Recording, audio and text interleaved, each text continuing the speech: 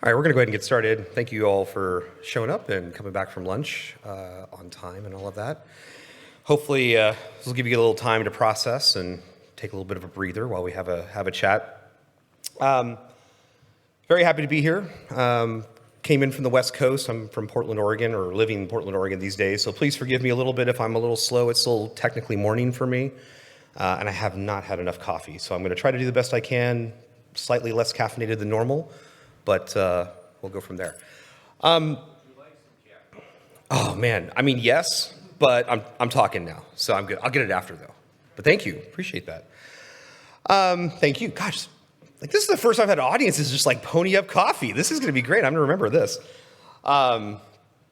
So before I talk about what we're going to talk about today, beyond this title, I'm going to talk a little bit about who I am and why I'm here, because I want to kind of set the tone a little bit for why I'm standing back here to talk to you today. I've been in InfoSec for my entire career, just about. Actually grew up in food service with my family, but moved into tech when I was pretty young. And started my career in government. I did a little backwards, where a lot of folks retire into government and end their careers there. I started there, spent 15 years in a variety of jobs, mostly at the state and local level, but I got loaned out to some federal programs that, I'm going to do the cliche thing, I'm sorry, I'm still not really able to talk a lot about it, but needless to say, I was building incident response programs for some agencies like 20 years ago or so. Working in government's an interesting thing when you start your career, because aside from it being 5 years behind in everything, as we always like to joke about, it's a great opportunity to kind of do everything, because they had nothing. In fact, one of the county agencies I worked for was indicted by a grand jury for showing negligence of taxpayer money because they didn't have a security program in place to protect a little over $1 billion of tax revenue that year. And a security team was formed, and I got to be part of that, and that's where I started. I literally had to do it all. Install tools, do the ops side of it, build policies, train people, all of it. It was actually a really great starter for my career. I touched on a lot of different areas. And as time went on, I got into the private sector. I led teams. I was a CISO at a few small organizations. I got into executive consulting for a while, which I like to refer to as organizational psychology. It's really what I was doing. It's all people stuff, right? They come in and tell you, why doesn't our security program work? And it's like, because people are involved. Like, it's no magic here. You don't need to buy more tools. You have the tools. We just got to get everybody on board. So I stand here today. I work for Tenable, in full disclosure, as kind of, I guess, the field CISO for the company. You can kind of think of me as that way. But I live in kind of this weird place where I don't work in sales or marketing, and I get to do this, to come in places and talk to people. And even for our customers, I do some advisory work still to this day. And I love that kind of role because I've seen a lot of crazy things go down over my career. We all have our stories, but 15 years in government, let me tell you, I have some doozies. But what I've seen is a kind of a common thread through all the challenges and the obstacles and the why doesn't it work and how do we do it better. We always focus on the whole people, process, technology thing, or tools. And we like tools. At our heart, we're all tech geeks, right? We all love our tools. But people is what makes this work. And so that's really what I want to talk about today. Talking about risk decision making and talking about communication is really a story about how do we leverage what we have better in ways that we may not be thinking? And how do we talk about it to audiences that do not understand what we do? Because while we can sit in this room and talk anecdotes all day long about security stuff, your chief financial officer doesn't know what we do, your CEO doesn't understand what we do, general counsel doesn't understand what we do, and frankly, we kind of have to figure out how to talk to them better. So that's what we're going to talk a little bit about today. I'm going to walk you through some observations and things that I've seen about how organizations make risk decisions, which is, spoiler alert, not great. Going to show an example of using some new tool or old tools in new ways, specifically attack path analysis. Talk about it using it in kind of a preventative mindset rather than a reactive post-mortem thing. And then we'll talk about communication. Really, I just want to talk about talking, because at the end of the day, where I see success and failure for a lot of security teams is in how they communicate. And it's something that we have to get better at. We simply must. And we'll talk about some ways to do that and some ideas, and I'll show you some examples, and we'll go from there. Sound good? Long-winded intro. I love nodding heads. You guys haven't nodded off yet. We're getting there. So, look, when I talk to C-level executives, it's the same thing I hear all the time. I know it's bad. There's a lot of problems. I don't even know where to start. That's really the question that comes down, right? Where do we start? Now, we could listen, read the news all the time, and on a given day, it's a different story, right? Some school district gets hit with some ransomware and shuts the whole thing down. Well, ransomware. Obviously, ransomware is the problem. We better focus there. And the next day, it's the, Capital One with their data loss from a misconfigured S3 bucket. Oh, okay, so cloud. Cloud's the problem. We better lock that down. That's the problem now. And the given day, the given data breach, whatever it is, we hear all these things are the number one problems, but that doesn't help me figure out where to start. And I still have that problem, right? I have a small team, small budget, could be a team of one, that's a really small team, right? I can't do it all. We know we can't do it all. So we got to start where it matters. We need to figure that out. Trying to answer that question about where to start is really key. Now, some security teams have strategies for doing that. Compliance, I see that a lot in Fed space. Whenever we don't really want to think about where to start, we'll just go down a checklist. But as we all know, compliance is not security. So yes, you're doing something, but are you really? Yeah, kind of. Some people just figure it out. Right? We'll just guess at what we can do this week. I don't have a good relationship with my dev team, so we're not fixing any of the code flaws. But hey, let's try to patch something because patching is pretty easy. All right, we do what we can in that regard. If you're like I am, or your teams are like I was, my very first CISO job that I ever had, I was the first column. Based on the West Coast, I had a CEO that was based on the East Coast and had no respect for time zones.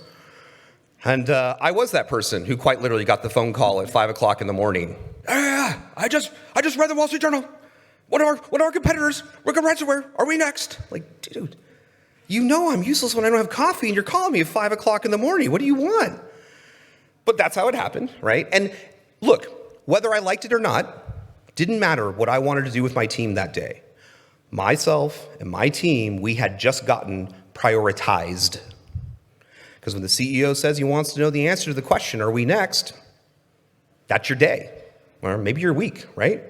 So organizations they try to figure out, we know we have all this risk, we know that we've got to solve it, and we're kind of just struggling to figure out ways to do that. Where this comes, though, as a kind of a challenge is that where we've tried to protect ourselves in the past, and because we're not good at this problem, has left us pretty wide open. The people, of course, who don't have any challenge with deciding where to start first are the attackers, right? As technology's expanded, as we've moved into more and more types of technology, cloud resources, virtualization platforms, web applications, we're seeing more and more OT environments getting connected in. Of course, credentials have really become the core of every attack chain we see these days. We give attackers a lot of options, and frankly, they'll take them, right? They're not picky. If you're doing a really good job patching, but your web applications are super weak, I'll launch SQL injection attacks. I'm not picky. I don't care. So we give the attackers lots of options, and they'll pivot to whatever matters. But think about what we've done as an industry, what we've done as defenders. When we build security programs for all this technology, we tend to look at the technology level. And we say, well, all right, I want to solve the web application problem. So I'm going to hire some pen testers who are really good at web apps. I'm going to arm them with some really good pen testing tools. I'll give them Burp Suite and, let them go and tell them, here's our web apps, here's the space, go secure it. And we build ourselves an AppSec team, and we solve that problem. And then we say, okay, well, we need a patch. So we build a threat and vulnerability management team. Same thing, like Windows and Linux experts, and we teach them to do that. We give them the tools, and we build that team. And we do that for all these technology types. And then we find ourselves in an industry today where every C-level executive I know complains about how everything's siloed. We've siloed our tools. We've siloed our people. We don't talk to each other. We don't understand each other. We're fragmented. And it's true. When I work with large organizations today, I can go to the cloud architects and talk to them about how they're securing the cloud platforms. But if I ask the question, great, but if one of these things is compromised, is there any chance that this can lead to back-end databases? That's not my problem. I'm not the database admin. I'm the cloud guy. I don't care. So we have a disconnect here, right? We, trying to do the right thing, we created the silos that we complain about today, but the attackers don't care about any of that. And this is where the disconnect happens. If we can start to look at our environments, the threat landscape, all the buzzwords we're going to use about these things, in a more horizontal kind of way, in a way where it all relates, then we can start to give ourselves a place where we can make slightly better decisions about where we should start. That's the goal of this, right? Because if we think about defense in-depth strategies, they all kind of come down to this. Pick your framework of choice. We've been doing this for a long time. Some of them have 5 steps, some have 3, 4, whatever. I like to boil it down to 3. These are mine. You have some amount of preventative control, you have some amount of reactive things, and of course you have a response recovery program when it all goes bad. Now, my definition for the first 2, though, really comes down to the type of data that you're dealing with. And this is important for the tool sets as well, because in the reactive world, we're looking at some kind of event taking place and responding to it, trying to stop the malicious behavior or the bad packet or whatever the attack is, the thing that we don't want in the environment, right? So there's something happening. And then in the preventative side, really prevention is about understanding the state of the environment. Where are all the holes in the walls? Where are the places we've left doors open and windows unlocked, right? I like to think of this in some regards as, preventative controls is locking down your house before you leave it, right? Your reactive controls are coming home, and your neighbor steps out and says, hey, by the way, somebody came by with a van, cleaned out your house 2 hours ago, but I got their license plate number for you. Well, great. I guess I can go track this down and hopefully stop that from happening again, but it's all after the fact, right? The event's already taken place. I can shore up my house, but it's too late. And for a long time in the industry, we've focused in the middle.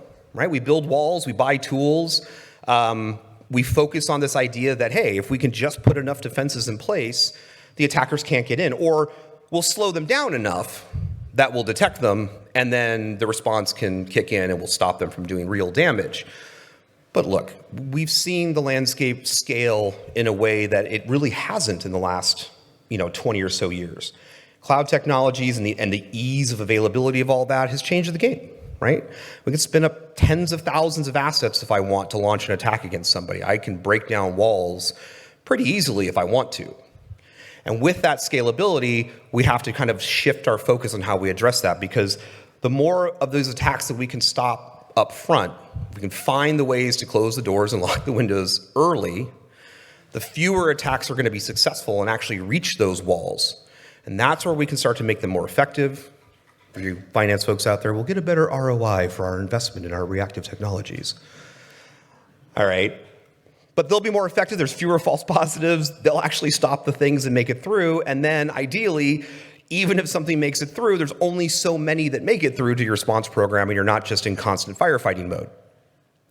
This model, we're seeing everything kind of shift this way. NIST continues to update the cybersecurity framework to use this, or emphasizing more preventative strategies. We're seeing regulatory issues in other countries. Hasn't quite made it here yet, but India, Thailand have both passed recently legislation for companies that manage microtransactions, like phone-based applications for doing microtransactions, right? They've passed law that says if you're going to be a company that handles people's finances in that way, you have to have a program that looks like this with a focus on preventative. Now, from a tooling standpoint, obviously we have a lot of things that can help us. We know this stuff. This shouldn't become a surprise, but it should draw a little bit of a line about what we're talking about as well and what tools we have. Firewalls, by the way, for those of you who are wondering, I really personally feel it belongs in the reactive category. Some people like to argue that point. I put it in the middle just to avoid that. So if you're one of those people who thinks it's a preventative thing, great. It's in the middle. I've compromised. Yeah, see, I'm kind of, I'm a reactive guy when it comes to firewalls. That's just my thing, but you appreciate, thank you. But the thing about this is like the tools, again, get siloed, right? And so as I've mentioned, I want to talk about attack path analysis today because attack path analysis is a really useful tool when done right. And typically when we've used it in the last several years, we kind of do it down here, right? We see attack path analysis mostly used in post-mortem events and forensic analysis for a data breach. We kind of look at it from the standpoint of, let's recreate what happened through all the events and the logs and the trace files and all that good fun stuff. And let's map out how the breach happened so that we can make sure it doesn't happen again. That's a pretty good risk decision-making tool. I like that, except the problem is the breach has already happened, right? The damage is done. So yes, we don't want to have it happen a second time, but ideally we don't want it to happen in the first place. So what I start to propose or want people to start thinking about, and this is just one example of many, but the one I'm going to talk about today is, what if you extend the tool to start incorporating state data? What if you leverage the tactics, the techniques of attack path analysis when you're looking at state, not the what's already happened?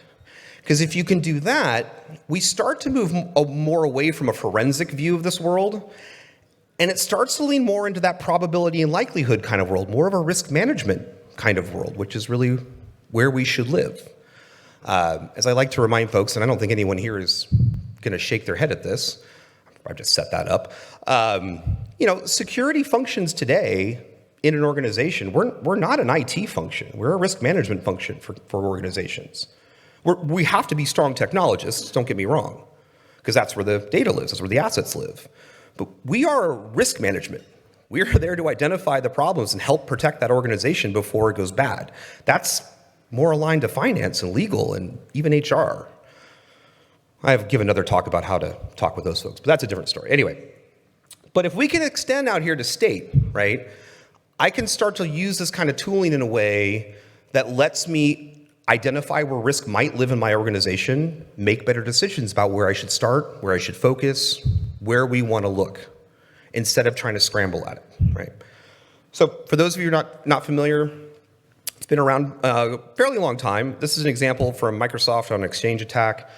It's a visualization, right? If you haven't seen it, I'd be surprised if anyone here hasn't, but if you haven't, it's a visualization of how an attacker moves through the organization, what vulnerabilities were exploited, misconfigurations, all that good fun stuff. It's a nice way to lay out the path they took to get to the crown jewels, whatever the thing might be. So, but this is all, again, post. This is all based on events that have happened already. Let's talk about what it would look like from a state perspective. I'll walk you through a really simple example, and I'd like to have some interaction here in a few minutes. Just don't get snarky. I know how this is going to go. All right. So let's talk about a potential hypothetical attack path, right? If we're doing our work to assess the state, we kind of know what the state of our environment looks like. We know that we probably have some users out there who are still working from home. We've given them a laptop, and great, they're doing work for us out there. There's two things we know about users in every organization worldwide. They're not terribly vigilant when it comes to security matters, and they're really, really good at hitting the snooze button on our patch management tools. And the problem with that is the attackers know that too. Now look, the last 3 years, I'm not going to regale you with stats. We know that we've seen a massive increase in phishing attacks and other targeted attacks at home users. Their networks aren't as well protected. They're easy targets. They're soft targets. We know that's been happening, right? So look, if I'm an attacker, I'm going to go after those things. They're easy. If I'm a defender, though, I may have done my due diligence. Maybe I've scanned it, or maybe I have an agent on it or something. I've done some amount of vulnerability analysis. And hey, look at that. In fact, good old Joe did hit the snooze button, and it is missing some patches, one of which would solve a CVE that's known for being exploited by ransomware, command and control, and a few other nasty things that lets an attacker take over the box. All right, so that's one piece of data. I've done some security work, but we should go patch that probably, but whatever. But let's walk through the attack path. If I'm the attacker, and I get on that box, and I own it, I also own Joe and everything he accesses, right? So what does Joe know? Like, well, I'm not going to sit there and just scan for that single vulnerability and get bored as an attacker when I don't find it anywhere else. Remember, I'll pivot. I don't care. So I'm going to go and say, hey, what kind of access do I have? Oh, Joe's part of a user group. that gives him access into a corporate environment and takes him to this server inside the corporate environment that happens to house an incredibly critical business server. Like, it's the thing that runs your whole company, probably has been there 12 years. No one remembers how the code is written or whatnot, but every employee uses it, all your customers use it. It's the thing that makes it all work, right? Joe's got to access that to get his job done, but I'm the attacker, I'm there now. And hey, 12-year-old application? Sweet. Because 12 years ago, I know developers were really good at secure coding practices, and they would never leave hard-coded credentials in the code, in the clear, to access back-end databases. That would never happen. I hope that coughing's because, like, we know it's a joke, right? I'm covering for you, I'm trying. So great, there's a service account sitting there in the clear. Cool, now I have an admin thing. Let's take that, let's do some privilege escalation, because that's really the goal if I can do it. You become domain admin, now I win, right? Now look, this is a very simple attack path. Couple different points of data. I've done some Active Directory analysis. I've done some endpoint analysis. I've looked a little bit of configuration or code analysis. But again, if we're trying to make decisions about mitigating risk, the question becomes, where do you start? So that's the question I ask you. Simple. Let's just stay simple, because I know some of you are going to come with really clever answers to this, but let's stay simple. If you were going to try to solve this, prevent it from happening, prevent this attack path from taking place, what's the first thing you do? Please. Work with Joe to make sure he doesn't not patch, or put in special controls to make sure he doesn't have a choice to not patch. Love that. So either train Joe to do better, or make sure the technology doesn't give him the opportunity to subvert it, right? Or both. I'm good with both of those. I'm a big fan of training. I'm a big fan of that. I'll just say really quick. I mean, I've come from more of the people side of security these days, so I'm a big fan of training. So yes, absolutely train Joe. We should do that. However, have you met humans before? Like, so yeah. So we know that not all of them, even after training, stop clicking on the links that they shouldn't. And yes, not subverting the stuff is a really good plan, but we also know that patching tools have delays. When those things check in or don't check in, there's stuff. And if it's not Joe, I'll get Jane or Jeff or Mary. I'll find one of them, and that's an easy exploit too. So we should do those things, but I can get around that. Principle of least privilege. Yeah, yeah, I'm a big fan of least privilege. Sure, but he's only a member of a remote user group. That is the least privilege he can have. Well, that's the application they have to use to work. If they don't have that work, why did I hire Joe to do work? No, I think there's more granularity that you can on there. I know there's more granularity. If I can access that app, if I can access it as an attacker, I can attack it. And Joe's got to access that thing to work. So we have to give him some amount of access. If I give him none, that would protect the server, but then why do I have an employee? But at least privilege doesn't mean none. I understand. But he's got to have some amount, right? Which means the attacker, once compromised, will have some amount. What's that? Yeah. In this example, consider that least, because we didn't make him an admin or anything. We just gave him the basic rights to get there. And what would asset management do for us here?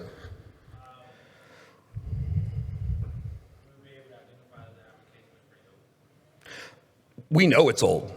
Yeah, we already know that part is old. So I'll give you one on that one. We might say, like, maybe we should update that application, right? Something a little newer that is not using code that has credentials stored in the clear. I have a privileged access management background as well. I'm a big fan of not letting credentials like that be out in the clear. But remember, this is a 12-year-old application that runs the whole business. Do we have the devs who still remember how to do it? Do we have a finance officer that's willing to let us take it down for a period of time or spend the money to build a new one? The business may become an obstacle here and not let us do it because the impact of either interrupting the work or taking it down to patch, they may not allow it because of revenue issues, which is real, right? One more.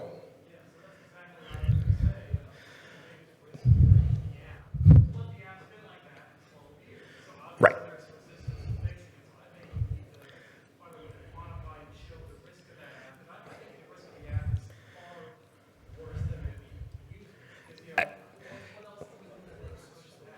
And I totally agree. But like I said, in this business example, you might have the challenges you can't, right?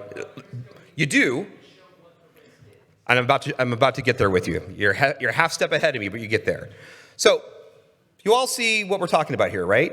There's a lot of ways to address this. We could talk about, do we put a WAF in front of that thing and maybe filter traffic, except that we still have access control things? We have to deal with that. Do we try to address the domain admin elevation thing? Is there a reason that service account is even an admin account at all? We don't know what else it's attached to. We might break other things. There's a lot of places where we could inject security controls here, but even with very smart people in the room, you've seen what's happened here. We still don't know where to start, right? Well, I'm going to carry on if you don't mind. Thank you. So that's part of the problem, right? You might be able to figure this out with a lot of work for your particular environment, but it's not obvious. And we're going to spend a lot of time chasing this to try to figure out what the right thing to do is. Let me add some more context, more data. If we can relate more information, it might become a little clearer, right? So let's say I have done some configuration work. And I also know that server in the middle, that's the obvious kind of problem, or seeming to be obvious, also has a VPN service running on it that is misconfigured to allow access without MFA. Bad, really bad. And especially since I got those stored credentials that let me be admin that no one's paying attention to because it's a non-human account. Brilliant, I can go anywhere I want. Let's go down the tunnel. Well, what's down the tunnel? Some sort of critical area of your network. Could be if you're a power company, could be your OT network. If you're finance, could be your PCI network, whatever's critical to you, right? So now I'm down here and I've got access to this whole thing. And of course, let's just use, for example, it is a power company. Any of you who've worked in that space, you know, aside from all that specialty equipment, there are ancient Windows and Linux boxes that the engineers and controllers use in those places, and they almost never get patched because we air gap. Except, well, we have a VPN there because those employees that work in that network have to get back to that early critical application to do their work. So now I have 2 attack paths that come out of that thing. And it could be 20, it could be 200, it could be a lot more than that. And while it's not necessarily obvious, at least what this starts to do is it starts to point a finger at, maybe this is the place we should focus. Because if I can solve the problem here, then I cut off the potential for access to the domain admin elevation, to that OT network, to a lot of other potential damage and harm that could be done. Now, we're not answering the question of how.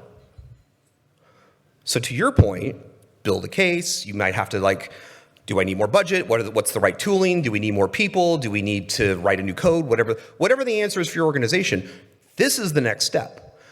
But you can't have that conversation with your team to figure out the plan until you know where you want to start. Right. Well, that's true too. Arguably, let's just say for fun, it's super critical and we should fix it, right? So this is a simple example, but you get what we're talking about here, right? If I can build an understanding of the state of the environment, if I can relate these things together, I can start to look at this kind of likelihood of how risk flows through my environment. And you can see how if you did this for the entire organization, you're going to have a massive map, but what will come out of it are these choke points. And one thing I will tell you is this. You talk to a CFO to try to get budget for that fixing the problem, I wouldn't necessarily show them something like this.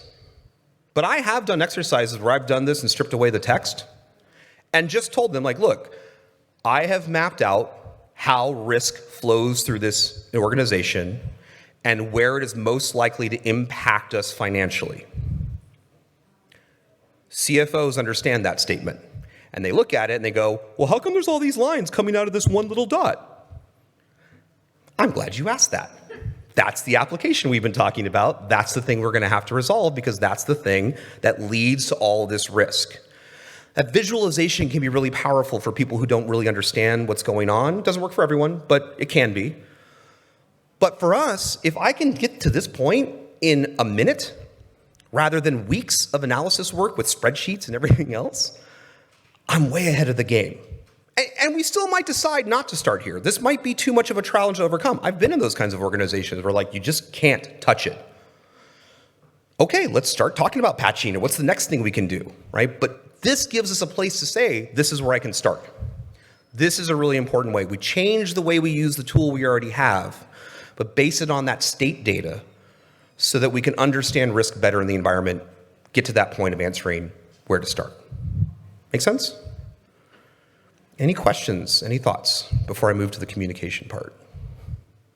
Which I still have time for. That's great. Perfect. Okay. All right, in the back.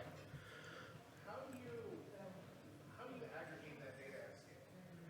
Like, how does that actually work? Because it sounds like a really good idea, but I don't understand how you apply it and actually, like, build the flow. Sure. So, which answer do I give you? My marketing team would tell you it's tenable. Look, realistically, what we're talking about, if we go further back, like it's about doing assessment work, right? So we need to be able to understand that security safe. That is having some kind of vulnerability scanning. That's about having web application scanning, some DAST or, a SAST is both ideally. You want to have, for your cloud environments, you should have some ways to do your posture management assessment, understand your configurations, make sure that things are the way they are. There is a tooling requirement for all of that assessment work, right? Once you have that, look, we've been aggregating that stuff for years manually, right? Every single one of us uses the most widely used security tool on the planet, right? Anyone? Excel. Thank you. Microsoft Excel is the most widely used security tool on the planet, period. We've been doing that kind of work for a long time. There are tools and ways to do it. And today I'm not going to stand up here and try to tell you some of them in some regard because I don't want to go down that road. But there's definitely ways to automate that process, and there's a lot of different ways to do it. I've seen folks do this manually. I've worked with organizations that have built risk systems out to try to aggregate this and build the relationship mapping. Some folks do it on MITRE. That's a lot of post-attack and technique work, which doesn't always align with business so well, so there's some rub there. There's definitely ways to do it. It's not a hopeless cause, and have definitely seen it in practice, so it can be done. But it really needs a focus on, are we doing enough assessment to have that state data so that I can build those relationships? Good? Cool. All right. So look, let's talk about communication. If we're making these good decisions about how to mitigate risk or where to start, we also have to be able to talk to people about risk, and we need to be able to explain to them in ways that they understand, so that we can all get on the same page, we can get aligned. Oftentimes, though, we use a lot of words in security that do not mean the same thing to the people we talk to, all right? You think about words like asset and risk and all of this. We use them kind of differently, and that becomes a problem, and whether we like it or not. For all of the rhetoric of the last 20 years of InfoSec, what do organizations say? Security is at the heart of everything we do. Security is the thread that's woven through the organization. Every one of us is a security person. We're all in it together, right? We are, as security folks, really at the center of communication for organizations. Because think about it. Legal's going to come to us and ask us about compliance stuff, and legal should, are we GDPR compliant? I got to talk legalese with the general counsel. And finance is going to come to us and say, what's the ROI on all this stuff that you've been buying, and should we give you more budget? And they're going to want to hear it. And the business wants to understand, hey, we didn't have a data breach this year. That means we don't need you guys anymore, right? We talk to all these different groups, and they have different requests from us. But we don't always talk back to them in a way that they understand. So one of the things we have to do is focus on not just the words we use, but understanding that they mean different things to different people. Let's do an exercise. Simply put, when you see this word, what's the first thing you think of? What's the first object you think of? Lizard. A lizard? That's pretty good. I like that. That's pretty good. Anyone else? A screen. Thank you. That's the obvious one, right? We live on these things. We sit here all day. I think of a screen. And I think anyone in technology, other than the weirdos in the back, well, I'm going to talk about the weirdo in the back in a second. Hold on. But yeah, screens. Duh. Except if I go and talk to someone in healthcare, and I tell them what about a monitor, they're going to give me something like a heart monitor, or an oxygen monitor, or an IV pump monitor, or something like that, because that's where they live. And if you're like the person in the back, or a very dear friend of mine, I'm going to lead to this. You just jumped right ahead of me here. I have a very dear friend who collects exotic pets, and absolutely do collect lizards. And if you say monitor, they will tell you all about how Komodo dragons are part of the monitor lizard family in extensive detail, right? And, if you're somebody like me who struggled in high school a little bit, got bullied a lot, and, made friends with teachers so that I could get out of class a lot, when I think of monitor, I usually end up with this guy. The irony is that when this episode came out, that was what my hall monitor kind of looked like. So it was really the beard, the whole thing. It was not good. Make the point. One word, 4 meetings, depending on the audience you're talking to. And as security folks, we need to take the responsibility to understand this and pivot the conversation in a way that makes sense to the folks we're talking to. That may mean education. That might mean that we don't just assume when I go to the finance officer and I say, hey, this system is putting us at risk, that he knows what I'm talking about. I need to be able to go to that finance officer and say, this server, this object, puts us at risk of a financial loss of $10 million per day. I need to take on that responsibility. We need to take on that responsibility. That's the language they understand. So remember, the words we use don't always mean the same thing. We need to clear that up. Sure, quick. Monitor is also a verb, not always a noun. That is true. I was focusing on nouns. Yeah, okay. So let's talk about normalization and context then, right? Because part of what we're trying to do here with language is normalize what we say, make sure that the context has a good understanding. And to your point in the back about the aggregation of the data, this is one of the places where we have to focus if we want to do that. Because when we talk about security risk, all the different types of vulnerabilities, however you want to think of that, missing patch, misconfiguration, code flaw, whatever, it's all a weakness, all of it. We already in the industry, we have a hard time talking about those things in context with each other, right? We have different scoring systems, we have different ways of talking about it, and even this stuff we get kind of confused about. And what it ends up happening is we have to start asking ourselves questions like, well, geez, I've got this thing that's like what is it, what did I put up here? 7.6, there we go. CVSS 7.6, but I also have a web flaw that's a high, and I'm failing on this other thing. Well, which one's worse? Well, there's no context really there, and the only way we do that is to have the analyst in the middle who's been there for 10 years, who knows what all those things are, who has a dozen spreadsheets sitting in front of them, and is going to do that work for 20 or 30 hours, go, well, actually, I know that laptop that has the 7.6. It's the CEO's laptop, and it's bad, right? This is something that we have to start to work against too. Again, there are techniques for doing this. But this is what we need to start doing, is figuring out ways where we can normalize this information, normalize the data set, so that when I talk about this stuff to people, we at least come from a unified platform, right? I can talk about a high risk across the board, or I can talk about an 8.3 risk across the board. Like whatever system you want to use, I don't really care.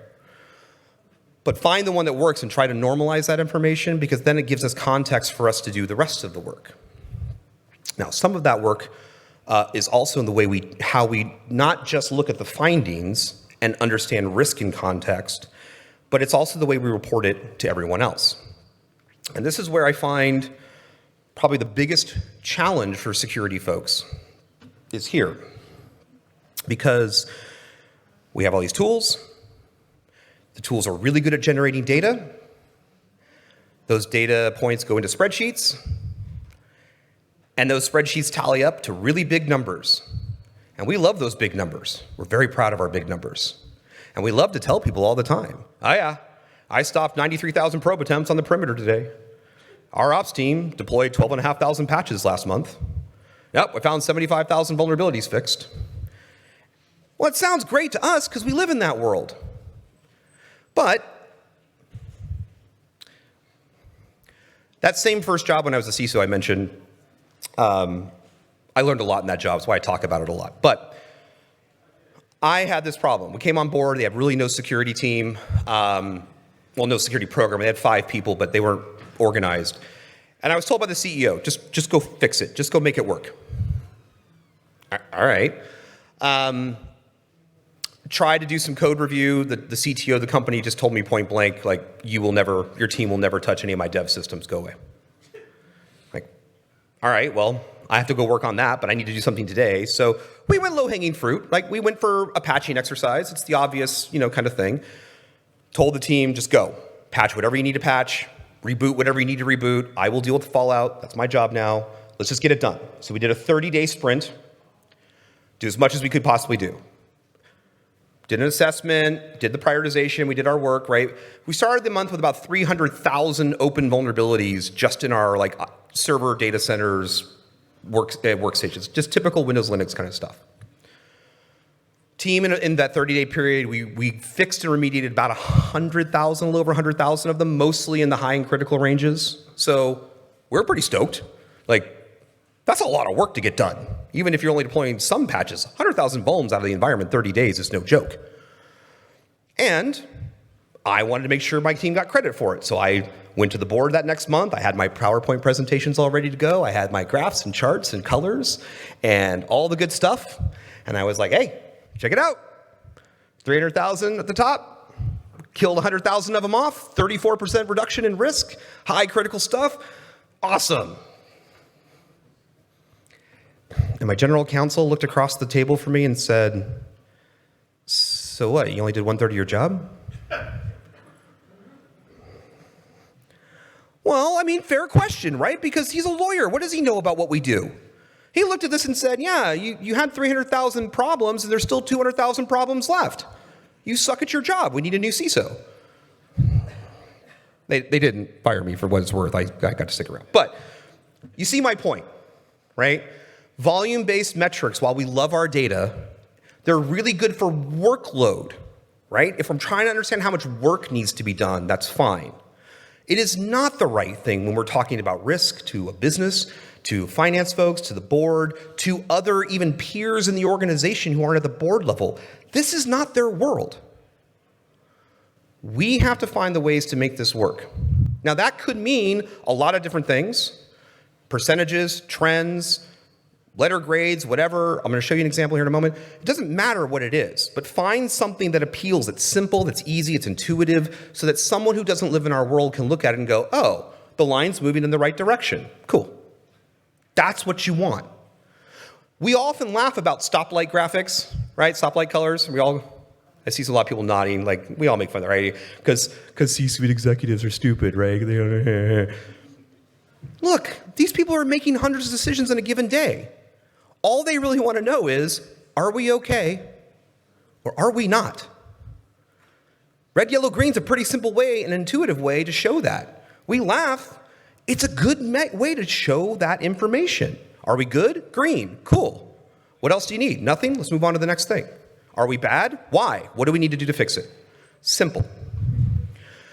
We need to move that direction when we talk to other folks outside of our sphere. So let me show you an example of what it might look like. I'm going to qualify this very heavily. I work for a company. We do some of this stuff.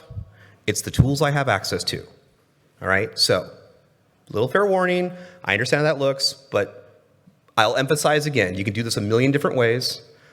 Just want you to show the example. Are we good? Is everyone all right with that mostly? All right, I'm going to get heckled later for this, I know. All right. So look. Letter grade, it's not the end of the world, right? I don't have to understand 75,000 vulnerabilities are remediated or need to be remediated to know that C is pretty average. So I'm going to be asking the security team, what do we need to do to get that to a B? I don't know what it takes. That's your job. That's why I hired you and the security team. Go solve that, right? Color coding is great too, because I can look at that very simply and go, wow, those two on the bottom are red, like United Federation of Planets. Are they not doing any work or what's going on over there? Yeah, let's go talk to them and figure out why are they not patching or now I have focus. I can literally see where I need to focus, right? We're not talking volume. We're not even necessarily talking about what. But at the business level, I can kind of intuitively understand what's going on here. And as you talk to the organizations about, this is how risk maps in our organization. This is who's contributing the most potential financial loss to the organization. This starts to translate a lot into the business world. It makes it easier for them to wrap their brains around how this technology stuff can put the organization at risk and where it's happening, right? Use line charts, use whatever you need to do, right? But you kind of see what I'm saying here. I hope you see what I'm saying here. This kind of simplistic thing lets them be very quick and it's intuitive. I don't have to educate them a lot. I don't have to explain what a vulnerability is or why one CVE is worse than another. We don't talk about that. That's not their world. This is their world. And the more we can do this, the better. Please. I feel like the Federation plans would have been better at patching versus like Klingon or something like that. Why would you have to use that? It's a good question.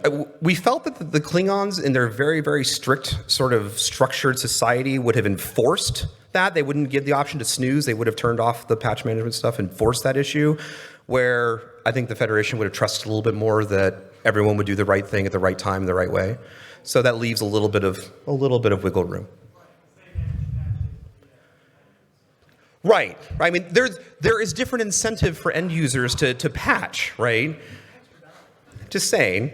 So, yeah, I know, but I'm going to hold to that. I think that's true.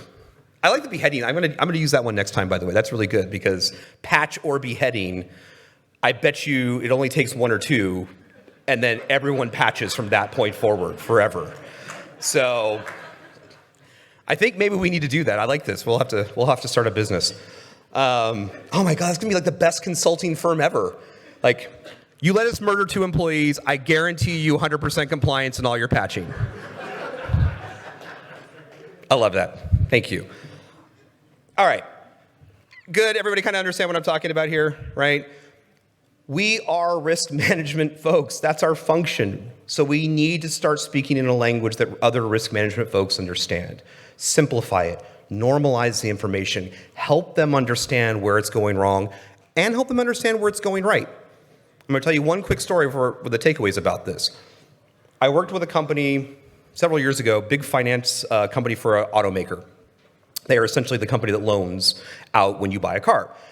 They have about 115 of these banks across the world, one for every country they do business in. And they all have their own security team, their own IT team. They all report up to the global office now in Plano.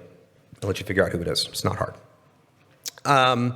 But I got brought in because they actually had a program like this. They had nice color coding. They had all this stuff there. They had ways to manage the SLAs and all that good fun stuff. And they were like, look, we have some countries that we just cannot get on board, and we need help. And this is when I got brought in to help them figure it out.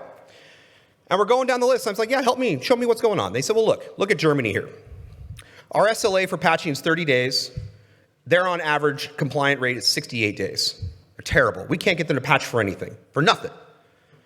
Okay, what else? They're all France. France is just as bad, 66 days. Just we ask them, we tell them to patch, they never patch. They're the worst. Okay, well, look. This is good. We found the anomalies in the pattern, right? This is what we're good at. We find anomalies in the pattern. Bad. You guys are the worst outliers. Terrible. I asked the deputy CISO and the CISO of this company, I said, well, tell me what's going on in Argentina. And they looked at me like I was crazy. And they said, what are you talking about, Argentina? Argentina's great. Their SLA compliance is 9 days. We never have to worry about them. They kill it. They patch it. They do it every single time. I said, right. Why? They'd never asked the question. They never once asked them. That's a good outlier. What are those guys doing differently than everyone else is doing to do a 9-day SLA on a 30-day requirement? So we called them up. I got them on the phone. Like, what are you guys doing? And they're like, oh, you need to talk to this guy on our team. It's a little while ago, mind you. And he was like, got him on the line. He's like, oh, I'm a PowerShell guy. I just got bored. Wrote a couple PowerShell scripts. I wrote one that grabs the patch and deploys it to my test lab. And let that burn for 24 hours. And then I had wrote another script to grab the patch and deploy it to my pilot group, which is like 10 of us that I trust that work in the business. And I let that burn for 24 hours. And then I let it sit for about a week. And if none of the applications break after that, I have a third script and I just push it out to everything and we're done. 24 hours, 7 days. There's your 9-day SLA, right? So I asked these other, could we have a copy of your scripts? Yeah, we don't care, right? Handed us the scripts. That was it.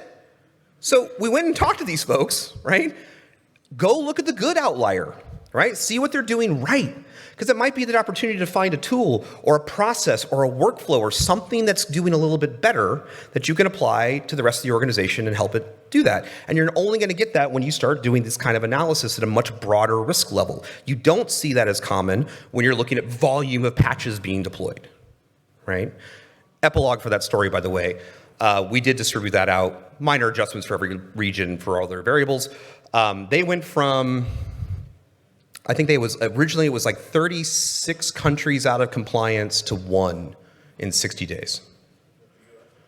What's that? No. Actually, the US was pretty good in that company. It works, right? Risk factors. Let's look at that kind of stuff. So look for outliers. Use this kind of analysis for risk outliers, but don't forget about the good ones. Those are your opportunity to do better and to celebrate the people who are doing it right. Make sense? Okay. So, coming to the end of the talk, thank you for sticking around. I want to reiterate again a couple of things, right? Look, everything moves super fast these days. It's ridiculous. We have a lot of power at our disposal in technology, but so do the attackers.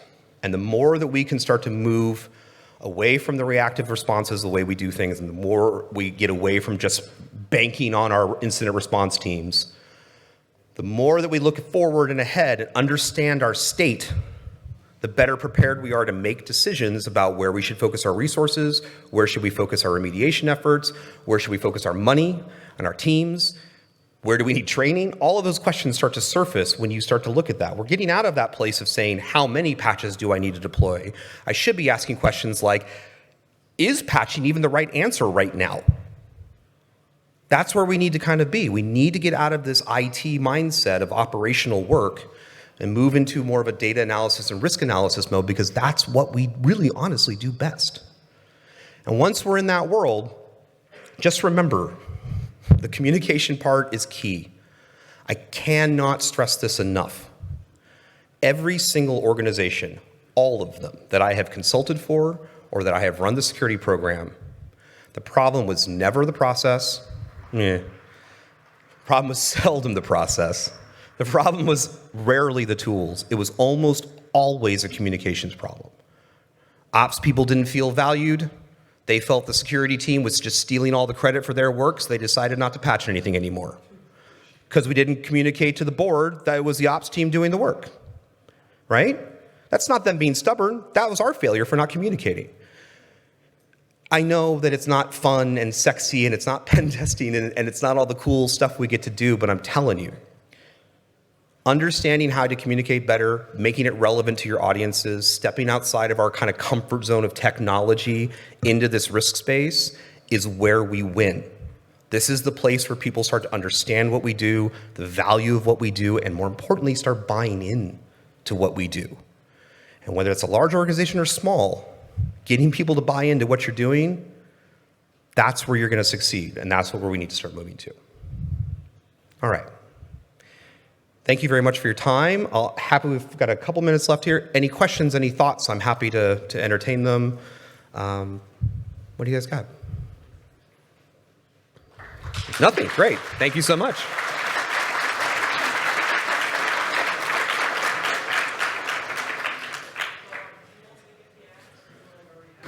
Say again? Oh man, I have friends who are Smiths.